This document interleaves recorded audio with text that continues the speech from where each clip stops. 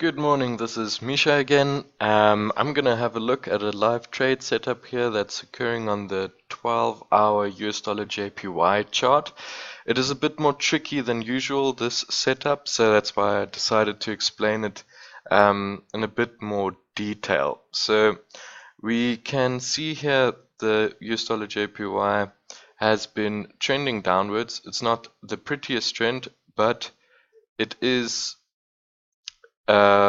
almost textbook. I mean, it has made lower lows and lower highs, except here. But in general, it does look like a pretty downtrend, right? This one, I believe this was news even, this shootout down here. So I'm not even too worried about that. That skews it sometimes. So, but in general, you can see we had some ranging here and then continued a trend. We broke through, and now we're retesting previous support turning resistance. So what do we have here?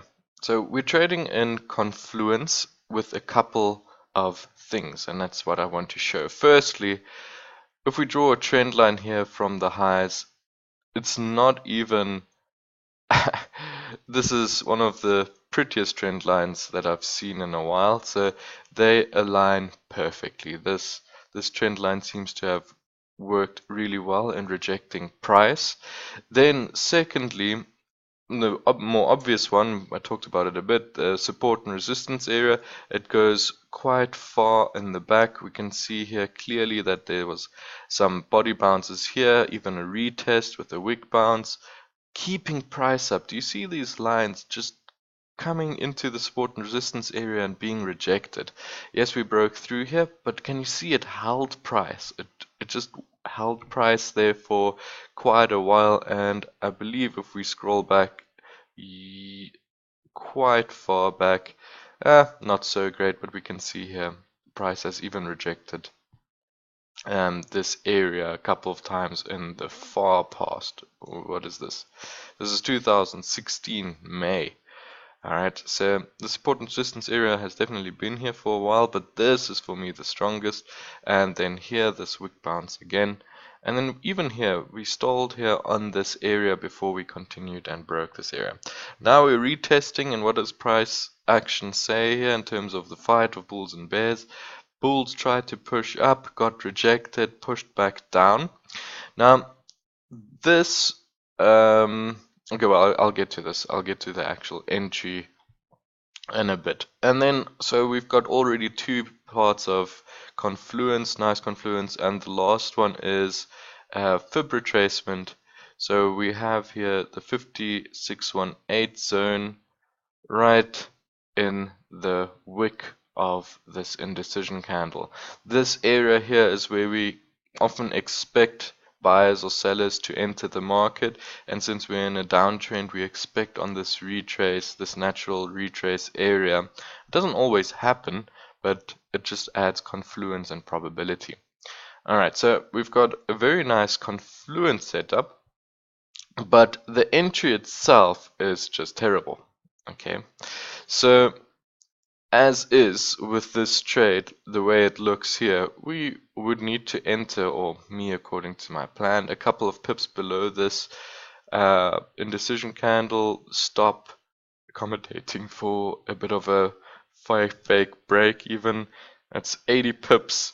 So that 1 times 1.5 is 120 pips. That is here, right? Surely that is attainable considering that we might just make another leg down in this downtrend. But I have a problem with the support and resistance area being in the way. And that's just a lot. It's just a lot of price to accommodate your stop for. And normally that is fine, but for me, this support and resistance area is just in the way, and that's a very large target in my opinion. If you've been trading for a while, you sort of get a feel for what is large and what isn't, and this is just a very large target. So looking at some smaller time frames, No, let's go back to the 12 hour. So generally with such a large wick, with such a large indecision candle, my trading plan allows me to enter on a 50% retrace. So counting from the bottom of this indecision candle to the top is about 70 pips. So 35 pips is 110.45, and that's why I drew in this green line here. Now I want to explain a bit what the problem with that is. See, we already almost had a retrace entry, but this occurred during the night, so I didn't think of entering that way. The problem is though, if as soon as we get over the support and resistance area and we indeed close above it also for a bit more confirmation, then this area suddenly becomes support, which is not what we want. Say now the price, I'm just going to draw in like a fake box. Oh, where is it? Okay. Say now this is a bull candle, right? Imagine it being green, and we close above the support and resistance area and also the 5618 area, right? But we do get entered into our trade. That's great. This is a very strong setup as is, so it might even work. But now we've closed above these areas, especially above this horizontal support and resistance area. Now we're going to probably face support. So we're fighting against what we've just had as a confluence part. Now we're fighting against it. So in this case, I don't like to enter on a retrace. If the wick is large and it would have been, and our support and resistance area would have been higher, so say it was here, and then we see some confluent points, then that is amazing. Then we can enter on a 50% retrace. We still have the support and resistance area in line with our trade, and then we can trade that way. Alright, but if it's protruding like this, yeah, no, I didn't have the nice support and resistance area that I had anymore. Oh well, it's okay. Then this retrace entry becomes a bit problematic. Okay, the other thing that we can do, and this is again slightly more risky, is look for more indecision candles on lower time frames and consider those as potential setups. So for example here, and this is what I'm considering on entering based on this setup here. So this on the 12 hour is that large indecision candle, right? We pushed up and price got rejected and we closed back into the support and resistance area. Now this indecision candle here again, what does the story tell us? It has tried to push up again, but since we're in the support and resistance area back in it, the bear said no, you're not getting over this area again, and they pushed down. So this, imagine this part didn't exist and we just saw this indecision candle. Now that's a very clear setup, right? So we have a strong up move, indecision on a area of confluence, and we would enter the trade. So what I'm going to do is I'm going to enter based on this low here. If the bears can show me that they are going to push below this low of this candle here, because it makes no sense to take this candle. We've seen a bit lower prices very recently, so I want them to show me that they can push even further than that. So what is the low here? 11012. So probably around here, 106, 6 pips below. Or 5 to make it nice and round. So my entry would be here, my stop would be just above this support and resistance area and this indecision candle high.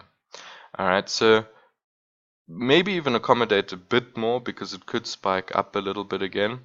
So say about 50 pips right here. That means the 75, that's still quite high though. That's still quite high. So what is the high here? It's 47, so let's say 50, 7 pips. So 44 pips, alright, so half of that is 22. Sorry. is 22. So 44 plus 22 is 66. So 66 target, and that is still very much in in line with the trend, but before this next support and resistance area. Now this is slightly more risky because we've seen price higher. We've seen it higher. It's not hiding from us. The bulls did manage to push higher than our stop. So this in itself is more risky. But considering that this is trading with so much confluence, so we've got the support and resistance here, we've already broke through and retraced back, closed back into our area. We have another indecision candle, we have the nice strong downtrend, and we have the 5618 area. I will still take this trade. It still looks strong to me. I will take on that risk. I know it's more risky, so I'll accommodate for that a bit in my position sizing. Maybe I'll risk even a little bit less on this trade. But the trade setup in itself is a good one, if that makes sense. But how you manage your risk is then, is the thing that you have to think about, because it's a bit more risky. I hope that makes sense. Yeah, I hope you learn from this trade setup. What else I wanted to share something. Oh yes, so this candle in itself could also be a different kind of setup. I haven't explained that much, but it's an inside bar. So we've got a big bar and we have a pin bar or indecision candle in the lows and highs of this bar. So a breakout of this often adds a bit more momentum to a trade. So that's why also my entry would be a couple of pips below this low here, so that this inside bar setup is broken. So all in all, it does look nice. It is just a bit more risky. I hope you learned from this. All the best. Do your own analysis if you do consider trading this setup, and I wish you all the best. Chat soon. Bye bye.